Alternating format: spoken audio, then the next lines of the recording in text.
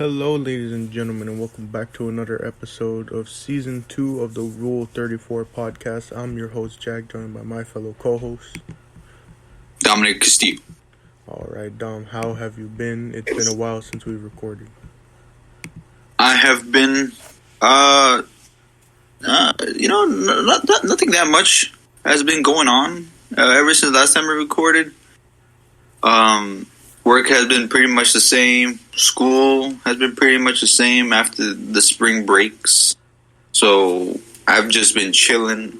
We have yet to receive a grade that we did not too long ago. So I'm still waiting for that for one of my classes. Nothing much hasn't been happening. I'm starting to begin to build like a computer for my brother so that we can have dual computers so we can play together. But aside from that, nothing much has been pretty different lately. The family's been the same. The work's been the same. The school's been the same. I guess aside from worldly news, I think there was another huge earthquake that happened in Japan. Pretty crazy. I think it was like a 7.0 or 7.3 or something like that. Pretty insane. But no, everything's been pretty fine here. How about you, my mans? How have you been, Jack? I've been doing good, just kind of relaxing a bit lately, trying to catch up on some things I've missed, like different shows. Since I have a little bit of time on my hand lately, I've been trying to do that, as well as, just the usual, helping around the house when I can. Maybe try and learn some new things, the usual stuff. I'm trying to think of some stuff we may have missed when we didn't record last week. Apparently the Grammys happened, and that just goes to show you how much award shows have fallen off because no one knew about it. Did you know the Grammys happened last week? I did not know the Grammys have happened last week. I don't think the majority of the world knew what was going on until the incident. No, that was the Oscars, which also no one else knew was going on until the incident of Will Smith happening. Oh yeah. So, I guess real quickly, if you want, we can get into a short discussion about it. What do you think may be the reason as to why award shows have fallen off compared to the past? I think there's one big reason, but what else do you think are maybe some other reasons? Well, I think personally the reason why they've fallen off is because, aside from them just being uninteresting, it's like, how would you say it? You know that one meme? I think it was like Obama offering themselves the medal, you know? Oh, uh-huh. So I feel like it's something like that because it's like, the Oscars is such a reoccurring thing. It's like you already know what's going to happen. So you already know like who's going to get the best of the best. And so at the end of the day, it's like the biggest top actors that know they're going to get awarded. They're just going to be awarding themselves everything, if that makes sense. And so you already know who's going to be winning, who's going to be the best of the best. And it's like, I think the question arises, like, if we really even need an entire award ceremony to do so. When, like, the internet itself is, is what, converses whether an artist is super successful or not at all. You know what I mean? Like, do you really need a whole trophy? That makes sense? Yeah. And then having it televised, Yeah, and especially, like, the one thing that goes into it, too, is that, for the longest time, we've never known what's the real criteria, for winning these awards. Yeah. Because, like,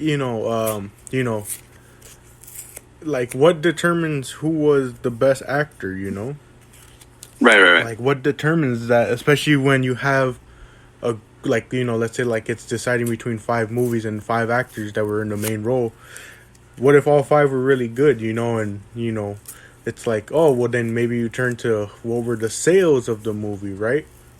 Right. And it's like, how did the movie perform in the box office, and that's kind of a weird way to do things because there's been some movies where you see great acting performances, but for whatever reason it bombs in the box office. Yeah. Or you have these movies that are box office hits, but you really watch it and the acting's terrible in it.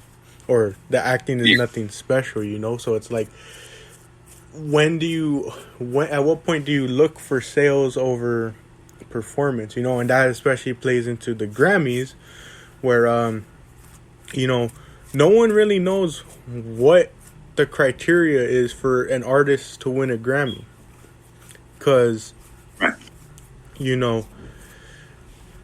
some years it's like you have the most talented artist who puts out this revolutionary work, but they don't win because it's all about having not only the sales but the popularity and having all these songs on the radio to really show that you're being heard. Right. But then other years it's like, well, no, here, do you have the better work than this one, and this one just didn't have or this one had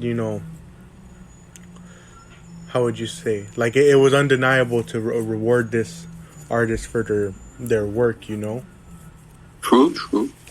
And it's just real confusing. Like, I know the main example people bring up is like Kendrick Lamar losing a lot of Grammys when he has both the talent and the sales behind a lot of his work. Man. But a lot of times it's given to the other artists because they have more sales, and it's like, well, I don't think people would be as upset if you clarified what your criteria is, what really matters, the talent and how would you say, overall like production of the work, overall like grading of the work itself, or is sales all that's gonna matter to you? Right. Because I mean, sales do play a part, because it's going to be hard to reward someone for their work, even if it is really good, if only 50 something thousand people heard it, compared to someone's work who had millions listening to it all over the world. I can understand the argument there, but then it kind of becomes an issue because it's like, well, you got to find a middle ground, of what you're you got to find a middle ground so that people can better understand what is the reasoning behind certain awards being given to certain people. Right. I think that's a big issue with the award shows, is no one really understands what criteria they're giving it based off of, other than just a certain group of people behind the curtain. Allegedly many times are getting paid to give the award to certain artists or certain actors. Yeah, I think it's a little bit corrupted. I think, but not now saying corrupted, it feels like that's just overdoing it. But it just doesn't feel fair. And as you mentioned, there's no rubric to follow, or rubric to grade a person upon their work and talent.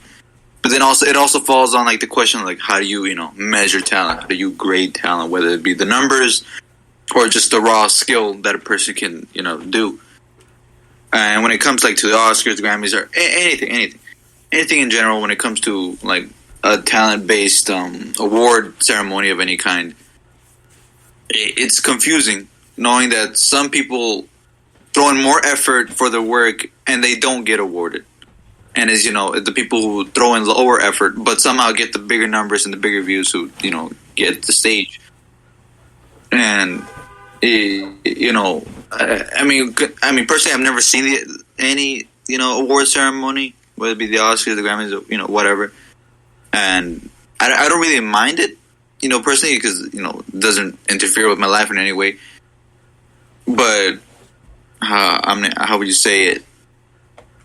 I think I've seen many other people get angry at not seeing their favorite artists, or seeing people who they know they deserve it better not get awarded just because someone else at the time got the spotlight, whether it be through some trend or of the like, right? It's odd the way all this works.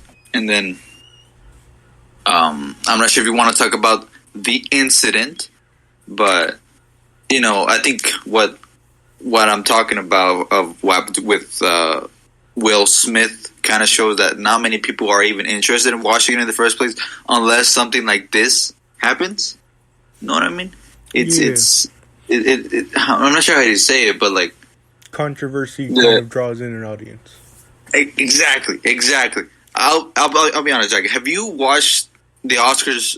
The Oscars specifically for this situation at all before this event happened? No. And I'm gonna add on to your point. Looking at both Oscars and Grammys, and other award shows, no one ever really talks about those shows unless there's controversy of a certain artist losing compared to another one, or something happening. Like, for example, Kanye and Taylor Swift. Did anyone really care about the rest of that award show? No, they cared about when Kanye went up there and interrupted Taylor Swift, and that's still talked about to this day. Right. Controversy like that, it's what draws an audience, because again, no one really cares about what these award shows have to say.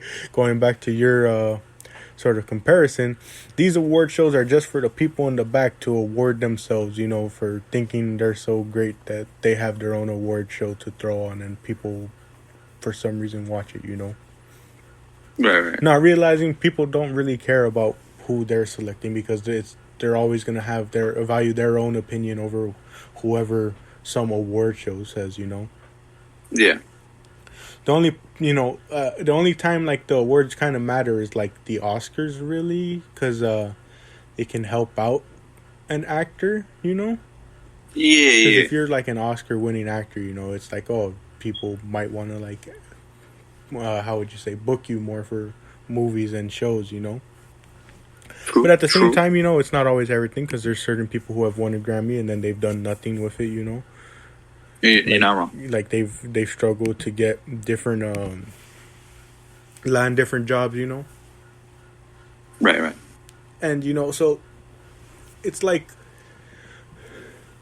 it's weird to say, but like these award shows really don't matter, especially the Grammys. No one cares at this point how many Grammys you won, because no one watches them. Yeah. I know, like, us saying no one, but really, like, there's still people who watch these shows, but, like, no one really cares about them other than maybe just have some discourse with people, but no one really cares about the actual events of it. Yeah. Like, I didn't see anyone discussing, oh, yeah, look, this guy won the Oscar over this guy won a Grammy over this girl won over this girl. It was all about Will Smith slapping Chris Rock, and the Grammys, I didn't even hear anything about it. I didn't know who won any of the awards. Yeah. So, I mean... Yeah. You were say? No, continue. No, I was going to say, obviously, I completely did not know what happened beforehand until what happened. And, what had happened. And I think the sad thing about it is that the fact that, the controversial event brought in everyone, and just because, the fact that no one even knew that was going to happen that day, and what had happened brought everyone in together. It kind of shows of like, how would you say it? Everyone's coming in for something that they were not originally coming in for. No one was coming in to actually see the Oscars. They would just come in and see the fight going down. Yeah. But yeah, that's all I had to say. And then the other thing that I was alluding to, I said like a big reason, and this isn't more of like just public opinion. This is just like general consensus. No one watches TV anymore. No one's gonna turn on their TV to watch these 3-hour long award shows. That have a ton of commercial breaks and only like a minute of speeches from the actual people winning the awards. It's like the people behind these award shows wonder why there's a decline in viewership. It's because no one's watching TV, and people are refusing to acknowledge that like more people are into the online streaming services. Yeah. I mean, they probably won't get as many views as they would on TV, but like they would probably get more people watching if they did like a live stream on YouTube or Twitch or something. Yeah. I mean, how many times did we see Amazon do that for different artists? You know, they live streamed um, the Weeknd's album release. They live streamed Kanye West's listening party events. You know, and the concert between him and Drake. You know, and Yeah. that they got a ton of views off of that. Now it wasn't like a lot, you know, in the general consensus, but like, you know, they still at least attract audiences by making it available, streaming on different platforms. Man,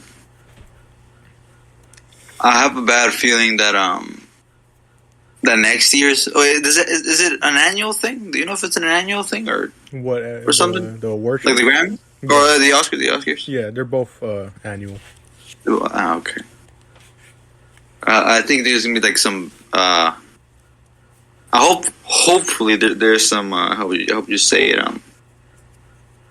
Not updates. How would you say it? Like update in the rules or update in their the way they present themselves.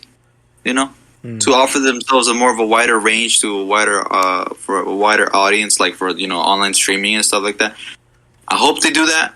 You know, just for themselves, right? If they want to see more of a higher viewership rate, you know, if they just staying at TVs, then not everyone has, and what's the point of continuing? You know what I mean? Yeah, I get you. Because it's just going to be going lower and lower every time as more people just stray away from cable TV and now onto online streaming.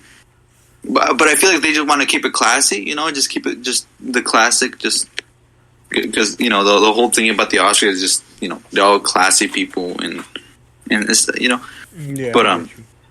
but I have a, how would you say, I don't know if this is gonna strike up anything to help themselves for viewership and other likes, and especially for people walking up the stage and to potentially hit someone, but yeah, aside from this, Jack, what are your thoughts on the slap itself? Do you think it was, heavy-handed? Do you think it was too much? Do you think it was worth it? Would you yourself have gone up and defended? Not considering the background context of what happened between Jada Smith and Will Smith, but just aside from that. First off, I don't know.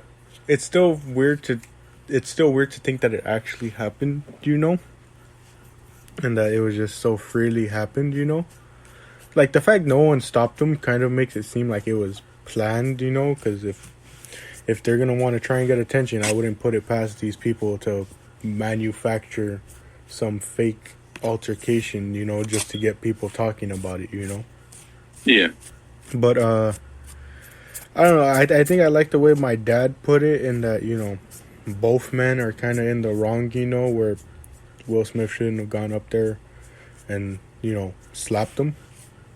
Right. But at the same time, Chris Rock is in the wrong for joking. And I know people are gonna be like, "Oh, he was joking. He's a comedian," But that's the thing, is that, like the way my dad put it, so many comedians kind of hide behind the fact that oh, it's just a joke.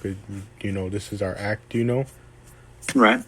And it's like they hide behind that as like a shield, like to protect themselves, But it's like, as we've seen, throughout, comedic history, a lot of these people will say some really offensive stuff, and it's like they hide behind it because they're like, oh, it's a joke, they kind of use that as their scapegoat, in a sense, to escape any type of punishment or backlash for their jokes, Right. And so, like, similarly here, it's like, one, you're joking about a man's wife, but two, you're joking about, like, an actual, like, disease she has. And so, obviously, that's going to be controversial, and it's like, again, he's hiding behind the fact that he's just joking around, but, that's obviously kind of a sensitive subject to touch on, Yeah. which caused the outbursts, and caused the events that happened, which, I understand, but at the same time, it's like one of those things where it shouldn't have happened in the first place. Both men are grown adults and should know better, Yeah. You know, Chris Rock should know better than to joke about not only someone's wife, but joke about a sensitive subject like the disease she has. And then, you know, Will's a grown man to know that that's not the way you handle things if you have problems, you know. Especially because the main thing is it's in front of a live audience, you know. Now, did the live audience care? No, they were happy to watch it because, like you said, controversy creates, you know, interest. You know, the live audience wasn't even offended, which is why I'm so annoyed at all these people, all these actors who attended the Grammys that are like, oh, it's such a traumatizing event. A guy going up and slapping someone is traumatizing? Really? You know? True. You got a point.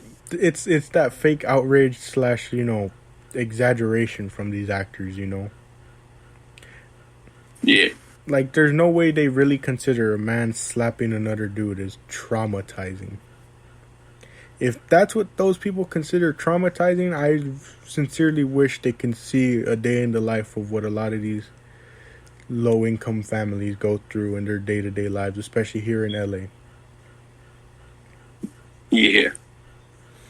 You know, and it's especially a fake outrage from the Oscars who are like, oh, we're considering, you know, taking away Will Smith's award, you know, and Hollywood being like, oh, well, we're going to put all of Will Smith's stuff on hold for now, you know, after these events. It's like, you're acting like he went up there and shot Chris Rock. All he did was slap him in the face and tell him to keep his wife's name out of his mouth. You're acting like he went up there and shot the dude.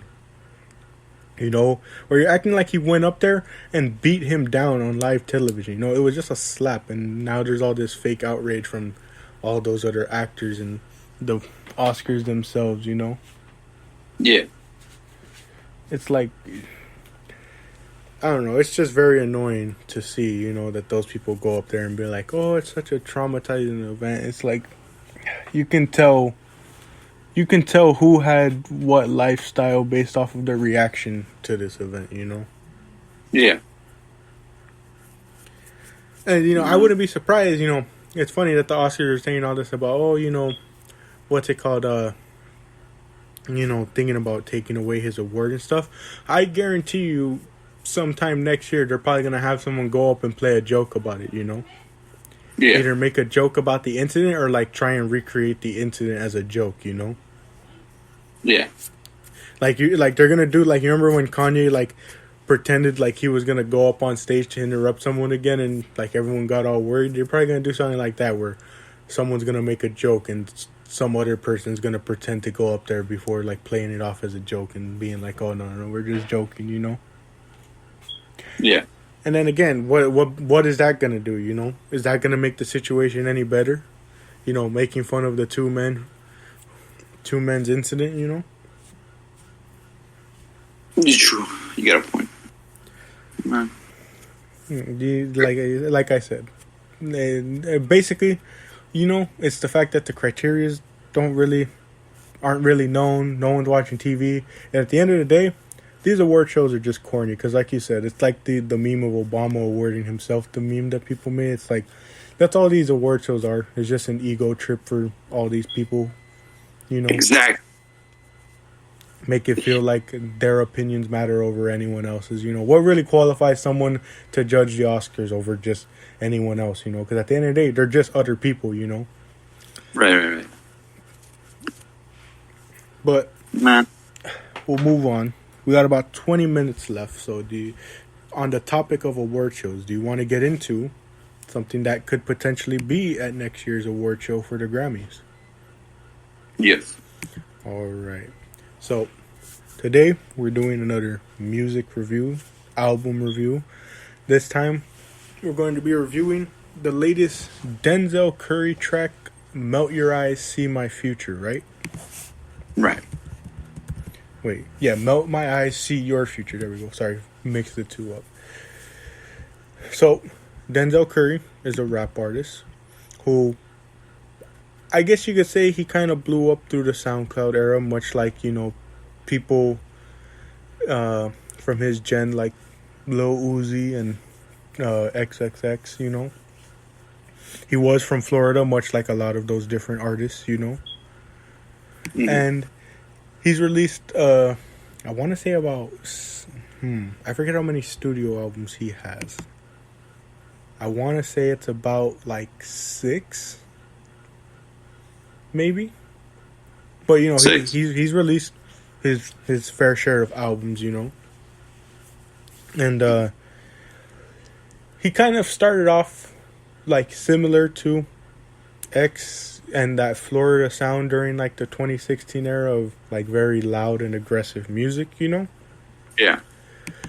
And he's kind of made that progression to where, you know, I mean, his voice is very unique, so it's kind of hard for him to move away from that aggressive sound.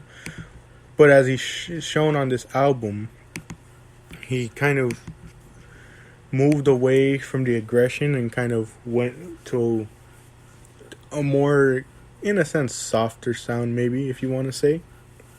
Yeah. Basically, it's very different, but also you can see very similarities to his previous albums.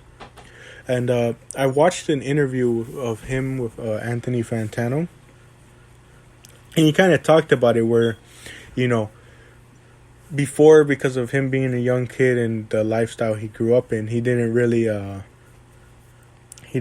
would you say, he didn't know how to express himself other than aggression, you know? So that's why a lot of his previous albums were very aggressive. And then this album, you know, because he dropped an album called Taboo in 2018. And after that, he actually had plans for this album, but a lot of the stuff he wanted to talk about on here, he didn't really, in a sense, experience it yet, you know?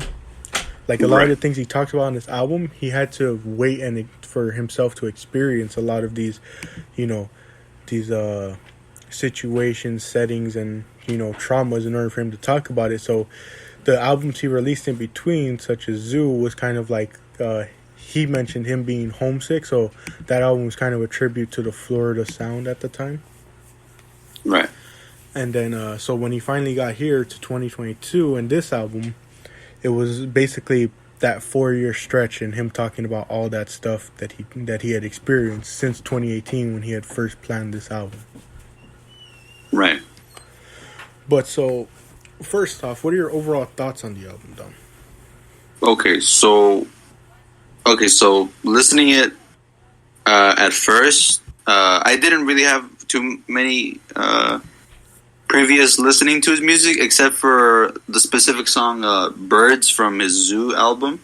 And listening to "Birds" at first, before I listened to this whole album, I thought it was gonna be like a how would you say, like aggressive, rap music, because I'm pretty sure he had like Rick Ross and Birds, so I thought it was gonna have some crazy, rappers coming in, freaking making bangers. But after listening to it, first listening to it, I had like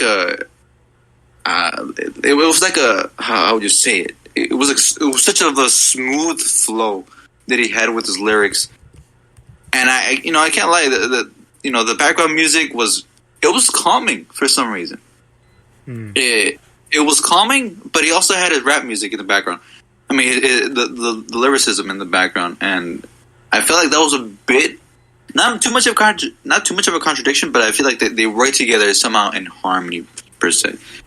That was cringy now that I said that, but like some songs felt like calm with the background music. I'm pretty sure he even had like some slow piano in the background at the end of some of the songs, which I personally did like. But like it's the lyrics beforehand that were like a bit more, deep and raw. Not that way, but it was, how would you say it?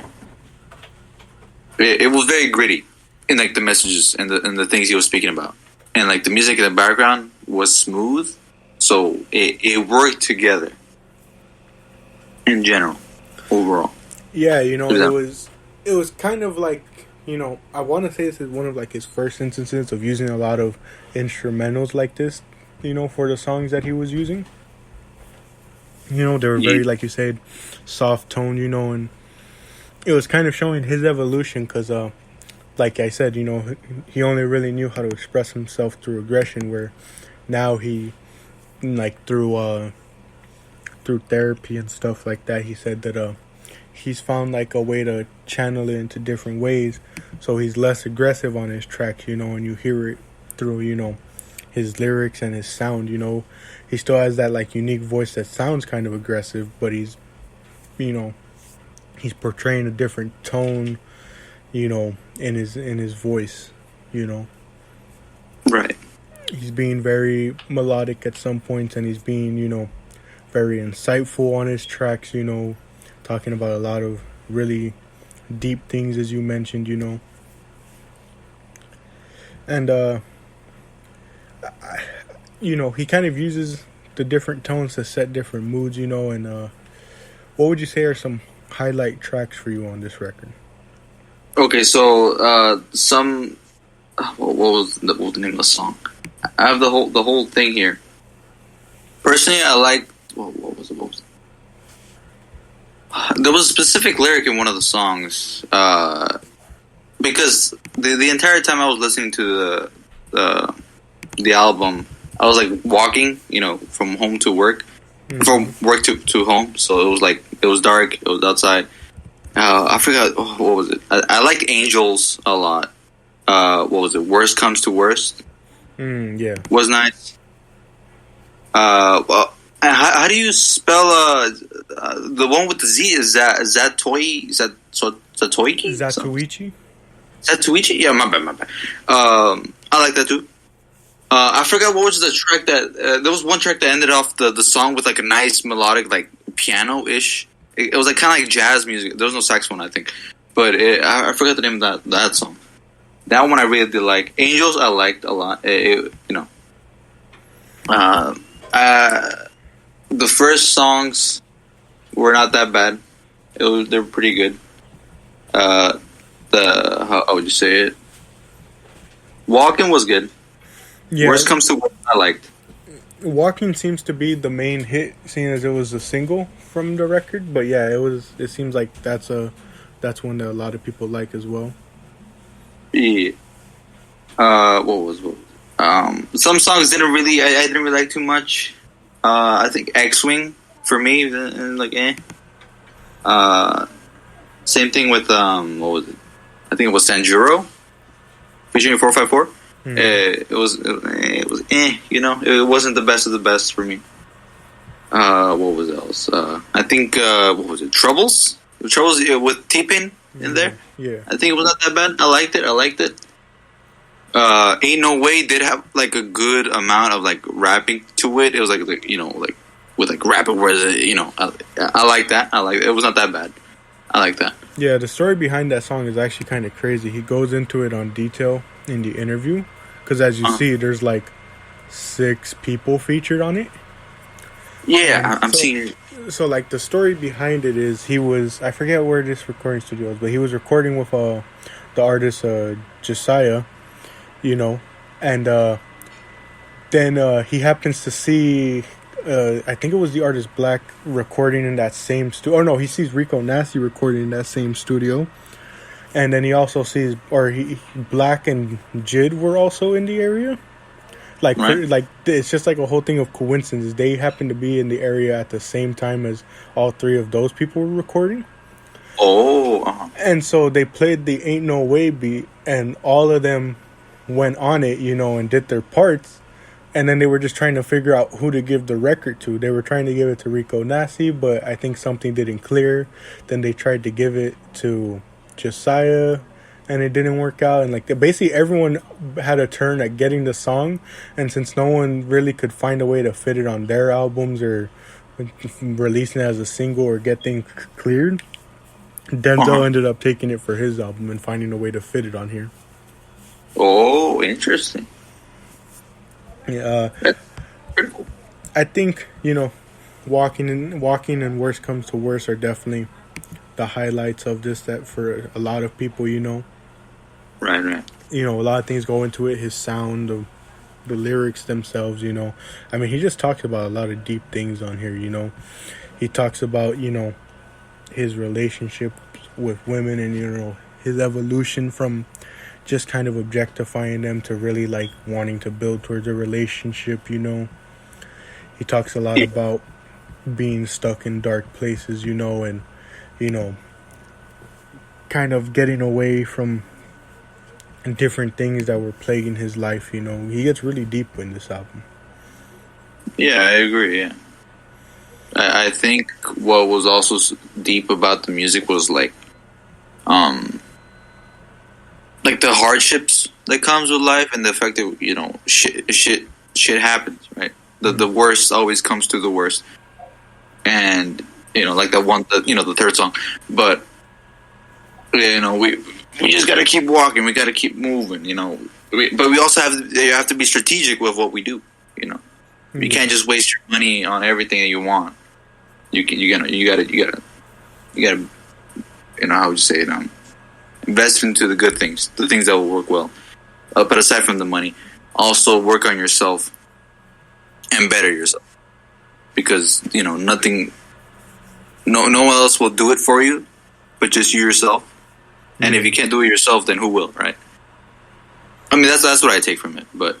Yeah, you know, I think Walking really emphasizes what you're talking about, because, you know, there's parts where, you know, he's talking about that kind of, like, the people of his, like, home, you know, they resort to gang violence and dealing because, you know, he even says it, they resort to scams and robbing because there ain't no other options for them, you know?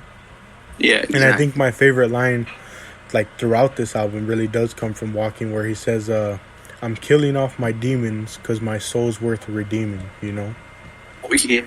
I think that's my favorite line, and it really ties into what you're saying, you know, is that, you know, you got to see the value in your life and, you know, got to realize, you know, essentially doing what's best for you, you know, and really analyzing what is really having a negative effect on your life. Yeah.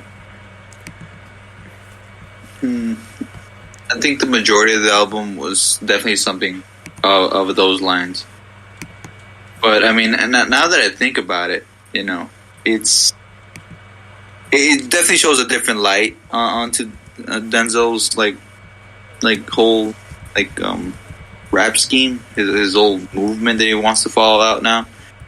I'm not sure what he's going to do from this point on, but I like this. I like this, like, view from Denzel. I hope he does more music like this, because this, honestly, it was a good bang. I'm not gonna lie. I really like this.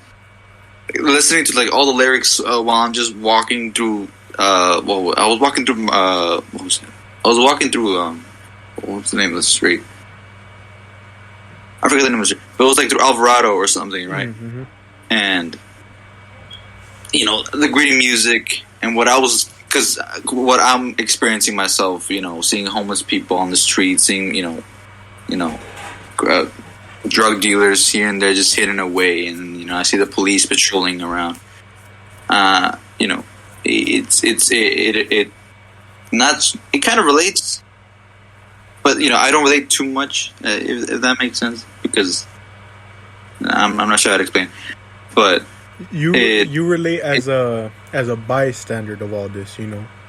Pretty much, yeah. I feel you. I can't relate to exactly a lot of the stuff he's talking about, you know. And I will say here, you know, I can't relate to what is said in a lot of hip hop records, you know, because I don't live the lifestyles that they do, you know. But exactly. I can relate to it in the sense as a bystander, because the exact stuff they're talking about, I see it on the daily in the city, you know. Exactly, man. I see it happening all around me. Yeah. It's depressing. And that's why I think, you know, it's something that I'm like how would you say, it's something that I think more people need to have, you know, as a way of like a perception and perspective they need to have when listening to music, you know, because there's different levels to this music analysis stuff, you know. There's people who, you know, there's nothing wrong with just listening to the music, you know, obviously. if you just want to listen to music and not really get into the details, you're allowed to do that, you know. Then there's people who do get into the details, but they only get to the surface level, which is listening to what the artist is saying and looking at, you know. And a lot of people, you know, it's kind of a reason why a lot of people kind of write off a lot of different records. It's like they look at it and it's like, oh, they're just talking about gang violence and this, you know, like drugs and, you know, this and this, whatever, you know, right? And, you know, for some records it's like that, you know, but records like this, you got to look at it at a deeper level and realize they're not talking about it in a way of promoting this stuff, you know. They're talking about it in an overall arching story, you know, that you need to be able to view from their eyes or view it from your eyes, in the sense, you know. They may be talking about gang violence, but they're not talking about it in a way that's promoting it. They're talking about it in a way that they're telling you the story of the lives they're experiencing on the daily, you know, because everyone's lives is different, you know. And like Denzel says on different records, and, you know, especially worst comes to worst, a lot of the times these people don't want to be doing this, but it's the only option they end up having, you know. Right. The life of gang violence is the only option they have, because they're either forced into it by their surroundings, you know, people they know, you know. And it's not just a simple thing of avoid the peer pressure, you know. It's that they have no other options. They're forced into it because their family's in it, or their friends are in it, you know, whatever it may be, or it's all they've ever known, you know. A lot of these people don't have the blessings of having parental figures to guide them the right way, or even if they do, you know, they're stuck in situations where no matter what, they're going to be stuck in that outlet, because it's the only option for some of these men. You know, we can sit here in our own situations and, you know, be like, look at us, you know, we had the different option, you know, there was always a different option. But a lot of the times in these cities, you know, in places, you know, I don't want to necessarily, you know, name everything as like a hood, you know, but like in these small neighborhoods, in these areas where gang violence is prominent, in places like Florida, Los Angeles, New York, Philly, Chicago, you know, Detroit, you know, places that are really known for the gang violence, you know, a lot of times it's just all that these places know, because it's been in place for years, and there's so little being done to help break that process, you know. Yeah. And so it's about seeing it from that different perspective, like you and I can, where we don't know what these people are going through. We're just kind of listening to what they're telling us, you know, and that's a big thing, is listening to it, because at the end of the day, this is their experience, you know. Right. And writing it off as just, you know, gang violence and drug talk is really invalidating a lot of what they're saying on these records, you know. Because right here on this record, simply writing it off as, you know, as anything is really disingenuous to what Denzel did on this record. You know, he put his heart into this, and he did it so well that people like you and I, though we're not in that lifestyle, because we see it on the daily in our city, we're able to understand what he's talking about on this record. You know, a lot of the things that he's talking about on this record, you know, a lot of the hardships that he goes through, seeing the hardships that other people go through and how it affects them. You know, like you mentioned, you know, it's tough walking through LA and seeing people stuck in this loop, you know, stuck in the cycle of homelessness, gang violence, drug dealing, you know.